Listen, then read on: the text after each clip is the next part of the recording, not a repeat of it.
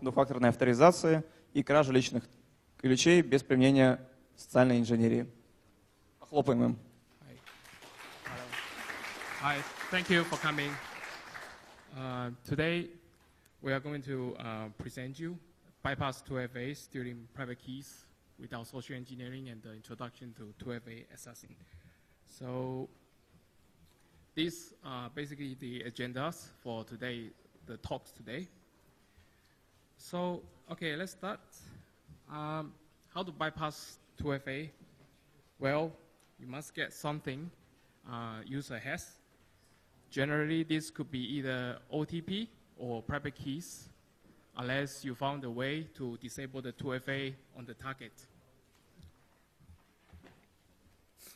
So if you classify 2FA by implementation, you can generally group them into time-based 2FA and key-based 2FA. Time-based 2FA involves the usage of one-time password, while the key-based 2FA involves the public key cryptography. So if the time-based 2FA is compromised, both user and the provider will suffer because both of them sharing the same secret key. For key-based 2FA, both sides never share secrets. In this case, the secret is the private key. So compromising one side may not directly impact another side unless an attacker knows what to do with the stolen private key. The time-based 2FA requires a provider to set up the database. If the database gets hacked, all the users in the database will suffer. The key-based 2FA does not require database.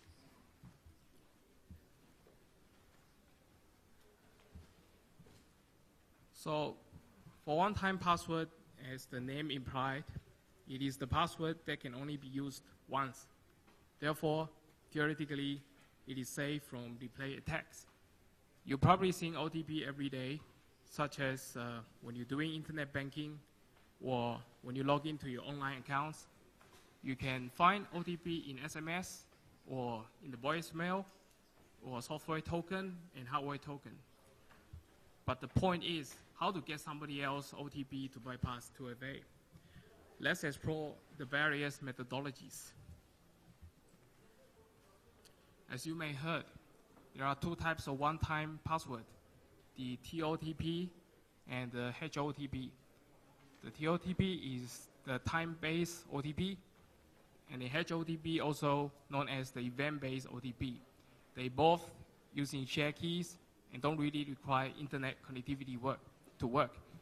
So as highlighted in the red, the main difference between the two is the usable time frame, the validity of the usable time frame. So the TOTP only valid for very short period of time, ranging from few seconds to few minutes, while HOTP is valid for a known amount of time until the next user login. If we put two algorithms side by side to show their workflow, we will then be able to see the differences more clearly. As you can see, the one on the left is TOTP, and the one on the right is HOTP. The TOTP takes the local timestamp into the token generations, whereas the HOTP does not. The HOTP merely uses a simple counter to generate token. That means every time a user authenticates to the site, the counter is incremented by 1. In both cases, the authentication servers were involved and they require databases. So both user and server using the same methods to generate and verify the OTP.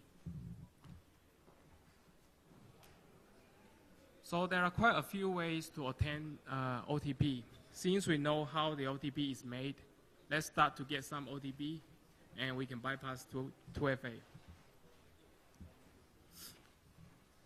If you are good at math, you can run a probability analysis to determine the next OTP. This technique is more applicable to HOTP only because HOTP never expires until the user log in. As we all know, OTP is a 6-digit code generated out of random. You may be wonder why OTP is often in the form of 6 digits, but not 8 digits, or why not 12 digits? Because it is true that the longer pin codes, the harder it is for cracking, but 6 digit is generally secure enough for most applications. The hardware token might become more expensive if they have to display longer digits. Anyway, the probability is the study of randomness, and there were existing theorems on how to reduce such randomness, such as by using expander graphs and so on. So far, nobody has successfully cracked the formula to predict the next OTP, but I believe you might become the first one if you try harder. Again, this technique is only applicable to hedge OTP. Do watch out for 3 invalid OTP attempts, because after that, you either will get banned temporarily or you have to restart the whole login process again. If the application never blacklists your IP, you can continue to slowly brute force the hedge OTP until you hit the correct pin. The chances to get the right hedge OTP can be enhanced by implementing probability analysis. In other words, you can just brute force the most potential 6-digit codes. So let's dive into more hardcore techniques to obtain the TOTP. Remember, TOTP will expire very quickly. Okay, we recap the TOTP process, which I just mentioned. From the diagram, the workflow seems to open up to some potential security issues. We can see that it's all started up by user supplying credential to the server. Then a TOTP is generated concurrently at both sites using the shared secret keys and also the current timestamp. After that, the user provides this TOTP to the server. The server will then verify the TOTP to see if they are matched. So the culprit indeed is in the shared secret key. Since both sides sharing exactly the same secret, an attacker can simply target either side that is easier to compromise, and usually the most vulnerable is the individual user. However, the secret key isn't the only thing attacker can target to get a TOTP.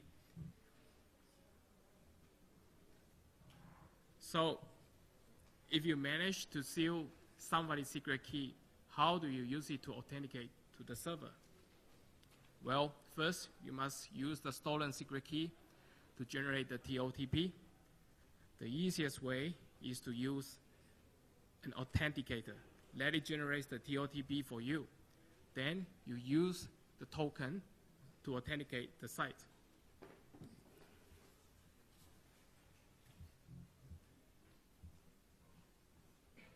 This demo will show you how to create arbitrary TOTP using a stolen secret key with the current timestamp. By using any authenticator you prefer, you can manually enter the stolen secret key and wait for the output. Other informations are not important because the server only checks the secret key and the timestamp.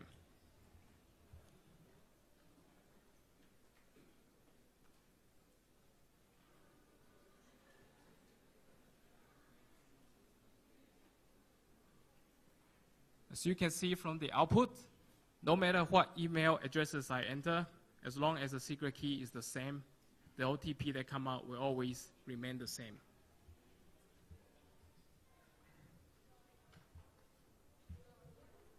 Now, we're going to use those arbitrary TOTP that we generated previously to authenticate the Gmail account. The Gmail server will not notice anything wrong with the OTP and will just simply let us pass.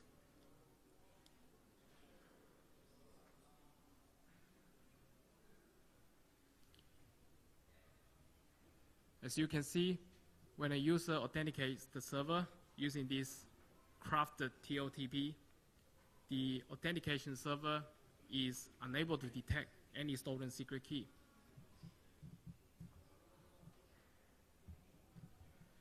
So the 2FA protections will be defeated if the user lost the secret key. So how do we steal the secret key?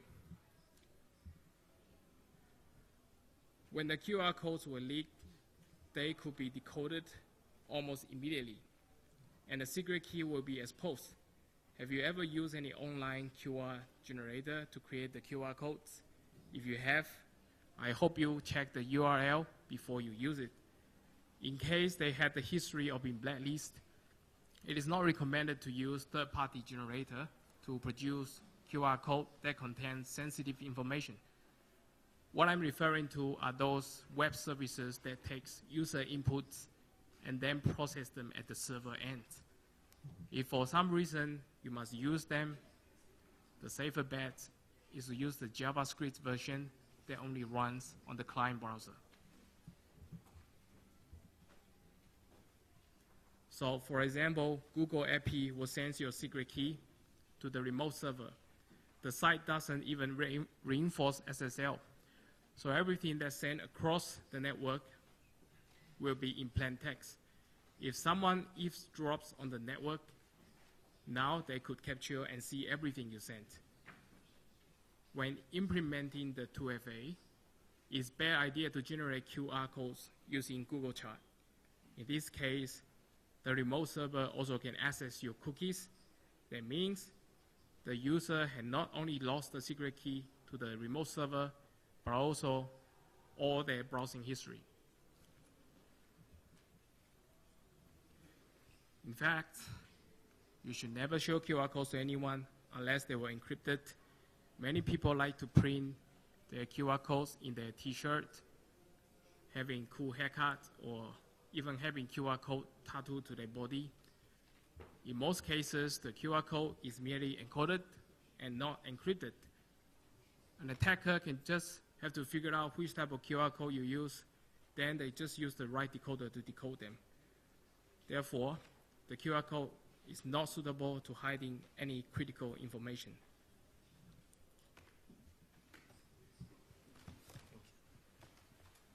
Software vulnerabilities often lead to secret key exposure, so let's explore these vulnerabilities. Many software tokens had their own software security issues. If you were using the web-based authenticator, example GAuth, the secret keys are usually stored in the local storage under the DOM structure. If the authenticator suffered from DOM-based cross-site scripting, the vulnerability can be used to extract the secret keys from the local storage. This is actually a new feature in HTML5. Before that, browsers stored many things in cookies. So if you can access the cookie file of the target system, do search for these secret keys.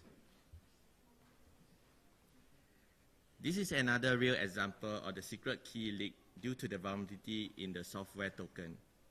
The free OTP authenticator did not keep the secret keys in secure format. In this case, the secret keys can be directly extracted from the application file called tokens.xml. The extracted secret key is in the binary encoded format. It must first be converted to hexadecimal strings before use. The same combination of secret key and timestamp always generates the same 6-digit code. In this case, an attacker will attempt to hack the internal clock by setting it to a fixed timestamp. For instance, prior to supplying the TOTP to the remote server for two-factor authentication, an attacker will exploit the vulnerable NTPD daemon at the remote server and forcefully causing the internal clock to be set to a specific time. This can force the remote server to produce the exact TOTP that the attacker wanted, thus allowing attacker to achieve successful authentication. The good news is that there is a way to bypass 2FA without stealing secret keys. That is, if you can get the backup codes. You can log into the account without using OTP just by using the backup codes. This is the typical file format content of the backup codes for Gmail. 10 backup codes were generated each time by the server, but the attacker only needs one valid backup code to log into your account. The backup codes behave like HOTP. Each 8-digit PIN code is only valid for one-time use and has no expiry date until you use it. The issue is that user often prints out or writes down the backup code somewhere. If physical access is not possible for you, then you might want to look at where the user saved the backup codes on their computer system. OAuth 2 is used for generating TOTP and HOTP. Many programs use OAuth 2 to generate 2FA tokens. Very often, the source code has been written using scripting language such as Bash, Python, Perl, Ruby, etc. And these scripts are usually not encrypted by default and seldom get compiled into binaries. So once an attacker enters your system, they can easily look up the secret keys in these scripts. You can try these commands on any system that you can have access to. It can probably get you the files that contain the secret keys.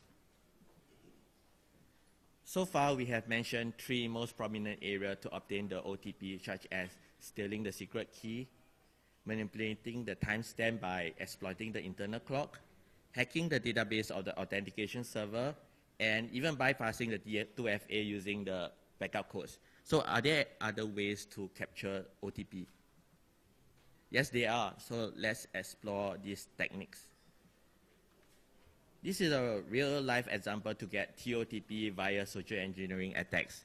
If you had a Gmail account, I believe you will probably have encountered similar text messages before.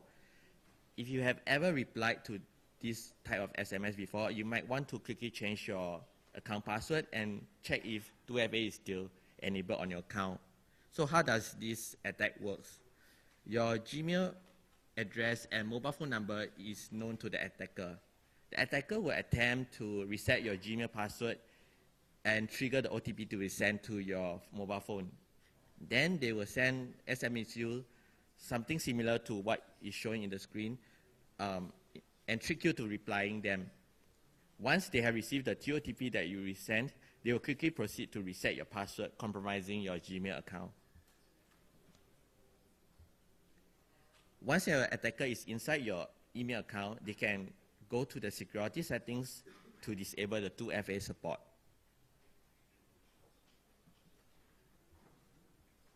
The social engineering attack just now requires the attacker to interact or communicate with the user. If an attacker knows that you are using disposable number to receive 2FA token, they can just look up the disposable number website for their answers. They don't even need to interact with you. If you are using a disposable number to receive 2FA notification for your account safely, you should not tell anyone. This is just one of the hundreds of providers out there offering free disposable numbers. We have found so many 2FA tokens in just one page of the website. You can imagine how many millions of people in the world are using disposable numbers every day to just process their time-based 2FA. You can capture the OTP in SMS by sniffing the wireless signal using specialized device like the picture shown in the slide left. After capturing, we will need to crack the message encryption. Places where you can capture the OTP in the air are hotels, cafes, airports, shopping centers, because these are the places where many people are trying to get through the Wi-Fi captive portal. You can capture OTP from the internet. The previous slide had shown that you can even get someone else's OTP just by visiting the disposable number websites. An attacker can also set up fake mobile tower using IMSI catcher. It can hijack and intercept phone signals, including both voice and text messages. It targets the phones on the older 2G systems because they cannot tell the difference between the real or fake tower. This method is easier to be used in rural areas where 2G services is more common. It can also block the 3G and 4G signals, forcing the mobile phones nearby to switch to the insecure 2G service. The main duty of the SMS center is to route SMS messages. When the SMS messages is sent from a mobile phone, it will reach the SMS center first. If an attacker managed to hack the SMS center, they could have access to every text messages. You can get OTP using malware as well.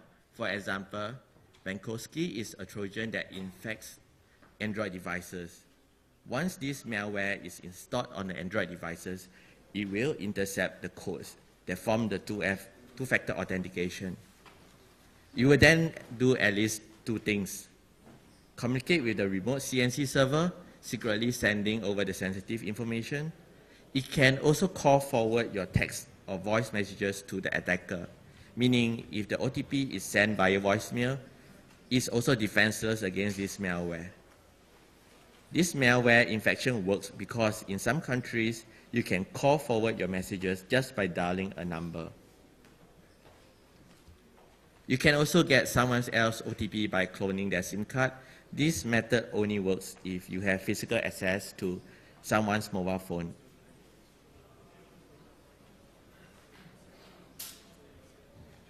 Okay, this type of 2FA involves public key cryptography. It accomplishes two critical functions, authentication and encryption. To get the private keys to bypass 2FA, we must first locate the targets that support the key-based authentication.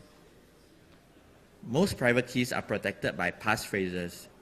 So after you get the private keys, the next thing you must do is to crack them before you can even use it.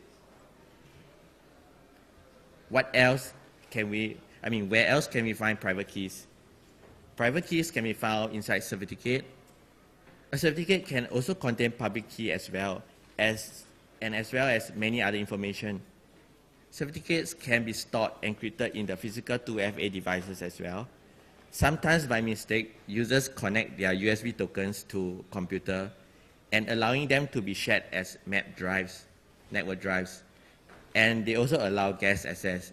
Therefore, sometimes during the test, you might want to, when you mount these network devices, you might find some interesting certificates and key files by surprise.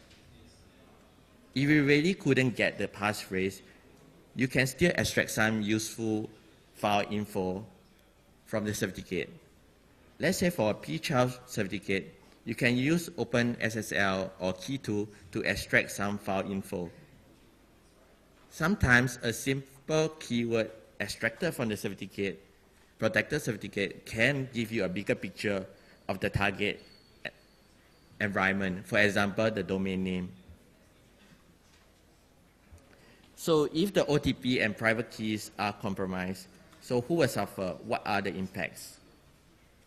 Web applications that rely on free software token for 2FA support, if the OTP were compromised, so does the user account. Software vendors who lost the private keys will often end up being accused for distributing malware to users because the stolen private key can be used to sign malicious software. For the website owner, if the server private key is compromised, an attacker can use it for web spoofing.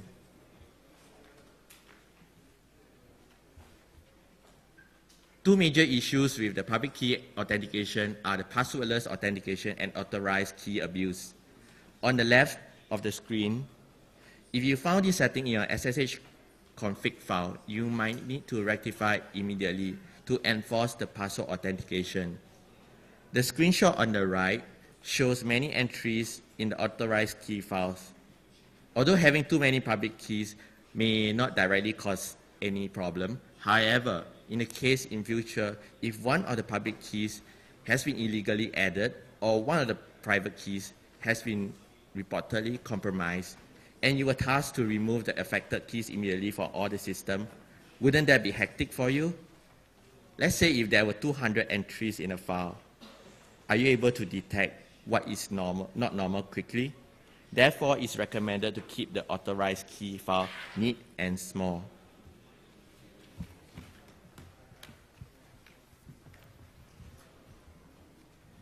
Okay, so it is best to understand the concept, how to work around with 2FA. The tool is only out there to help you if you need it. If you know how things work, you can always bypass 2FA manually. In case you're interested, you can use the tool to assess some common security issues related to 2FA. So, private key leaks were commonly associated with issues that are caused by the older version of the bash shell, cryptographic libraries, and OpenSSL. For the products that implement this effective software, no doubt they also suffer the same fate. You can also use the tool to check across these issues without having to do it manually. There were many ways to steal the private keys, even without using existing exploits. If a server is not hardened, it will open up to many loopholes for an attacker to access the system and to download the private keys. You can use the tool to steal the private keys on the network, then using the rooted keys to access more accounts on the Discover host. At this point, we don't have any target yet, so we must first start by enumerating the network. Before the attack, you will never know what's on the network. You will choose a few scanning modes to run depending on the network environment. For instance, advanced mode is similar to the firewall evasion scan. The web scan is required to find potential URL, such as for the heartbeat or cell shock. The hidden network will require the ARP scan, or you can simply choose super to scan all, but it will take time. So basically, these are the processes when running the tool. The process will start by network enumeration to build the target database in order to get a list of what hosts are up, what services are running, and which ports are open. Based on the name of the running services, the tool will attempt to exploit the existing vulnerabilities. Once it has gained access to the system, it will extract the public keys, the private keys, the authorized keys, and the SSH configuration files. The tool will also grab long files containing sensitive information such as password and shadow files. After that, the rooted keys will be used to authenticate other hosts on the network. Finally, it will use the rooted keys to perform the key-based authentications. So just in case you need to see the logs, these are the commands. Okay, so remember a certificate contains keys. That's why we come to this subject. The client cert is a digital certificate that used by the client machine to make authenticated requests to a remote server. Nowadays, more and more SSL websites require a user to get the client cert first before visiting the site. So the traditional method for website to authenticate a user is to verify the username and password, or to verify the OTP, or to verify whether the session is valid, or to check the cookies, or to check where the user comes from, the user source IP.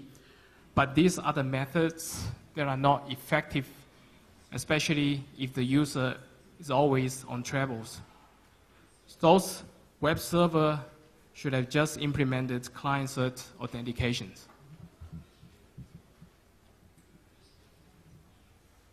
So let's just imagine we found a P12 file during the test, and then we're going to analyze the file contents. The objective of this file analysis is to determine the best method to extract the private keys from the certificate. P12 file, it is in the binary format. Inside this certificate, you can find both public key, also the private key, also some other information. Just like a regular compressed file, it is passphrase protected. Therefore, it is susceptible to password cracking. There are two modes of cracking: dictionary attacks or pure brute force. The dictionary attacks depends on the quality of the word list. The brute force techniques should only be considered if the dictionary attacks failed, because it will take very long time to crack. So once we have found the passphrase, it is time to look into the info extracted from the certificate. We also want to remove the passphrase because we don't want it to keep prompting user to enter the passphrase every time. So to sum up, these are the goals for this module. First, we analyze the P12 certificate, and then we perform the passphrase cracking. After the successful crack, we remove the passphrase from the certificate to prevent it from asking user to enter the passphrase.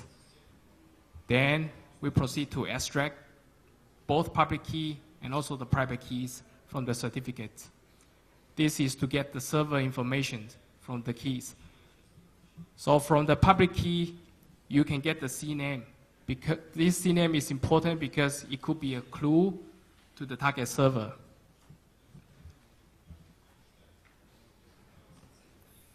This is an example of bad CNAME you get from the public key.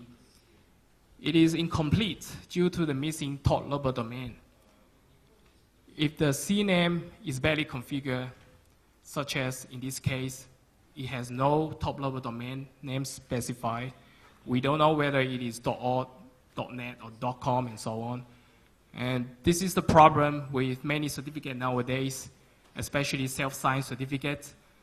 So to tackle this problem, the tool will enumerate against a list of top-level domain to find out the actual URL. So to determine whether it is indeed the server that the client should authenticate the tool, we have to get the public key from the remote server and compare its fingerprints with the private key. That means the fingerprints of the public key and the private key must match. Once the server location is confirmed, it will load the certificate in the browser and it will authenticate to the server. Since this is a P12 client certificate, it should be used on the Windows system only. So we need to prepare a Windows machine to install the client certificate, and we will authenticate to the SSL server. So once you have access to any machine, maybe you can add a persistent backdoor before you leave. So next time, you can come back to the compromised host anytime you like. There are two ways to do this. You can either drop a reverse shell that can survive the system reboot, or you can add a public keys to every account that have been accessed. The tool will create a new user. It can also generate the RSA key pair, and then you will add the public key to every account of every target in the database. So some machines had bad file permissions. If you found the SSH config file that is writable, you can actually disable key-based authentications by setting that value to no.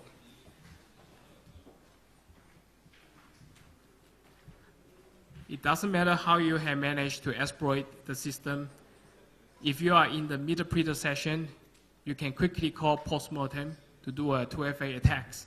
At time being, you only look for the key files and the credentials. You will copy the key files into the 2FA accessing directory.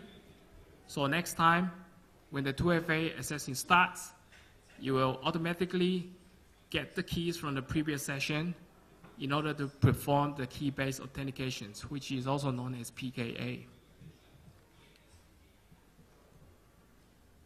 So if you have managed to steal the server key, you can create the phishing website after successfully cracking the key, the server key.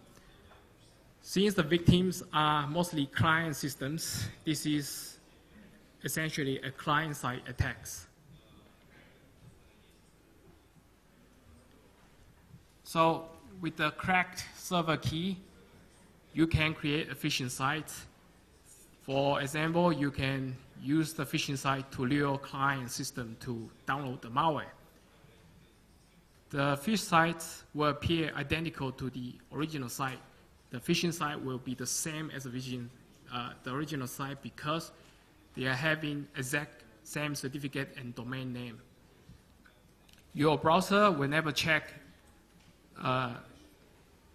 the changes in the IP address. It will never prompt you if you are landed in the wrong site because your browser will only check for the validity of the certificate and also the domain name.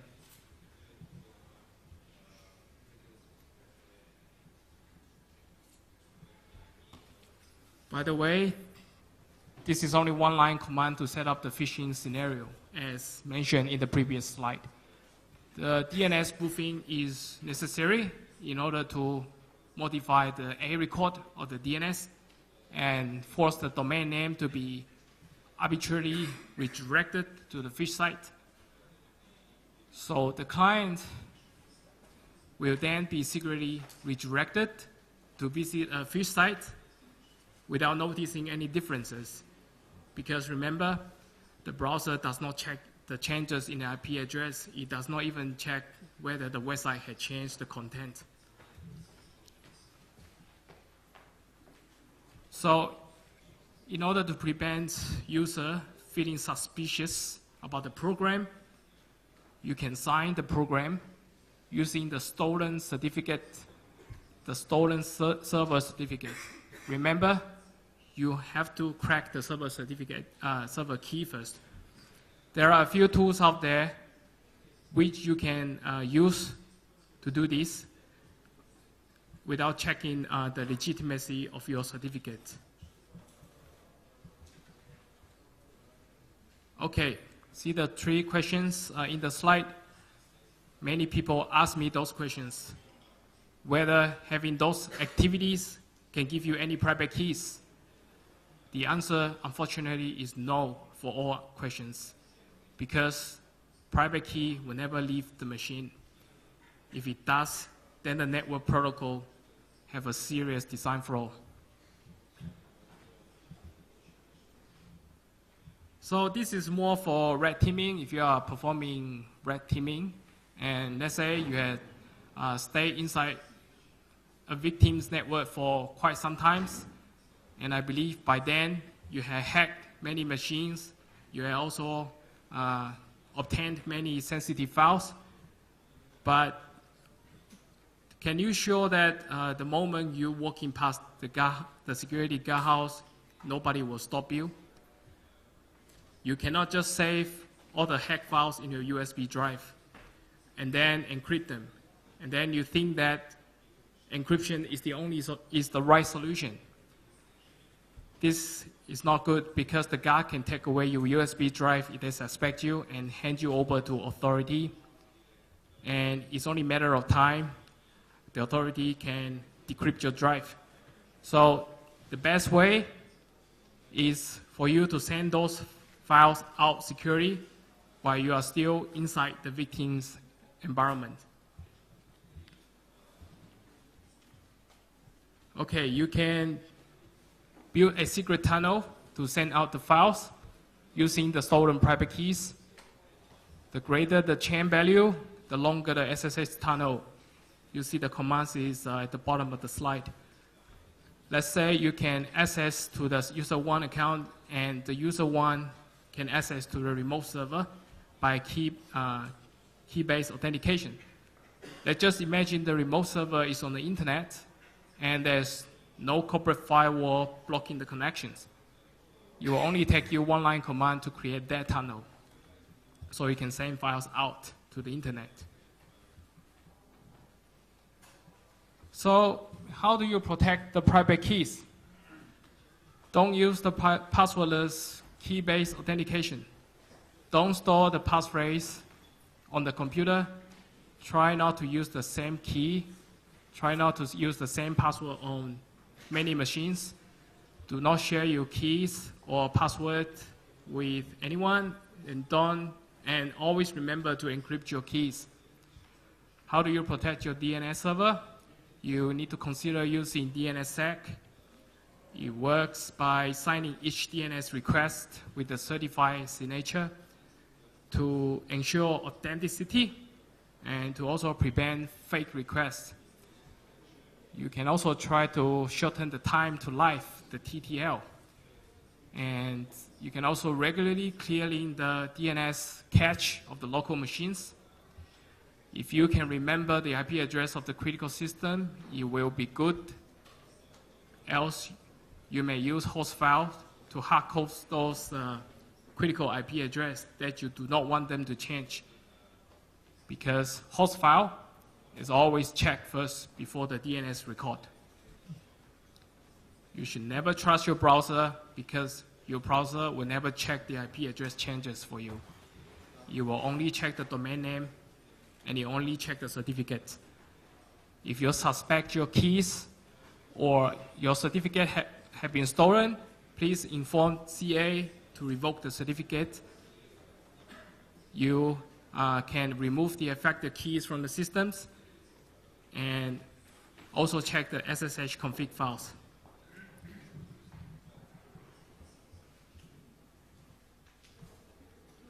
You can send any queries to the emails.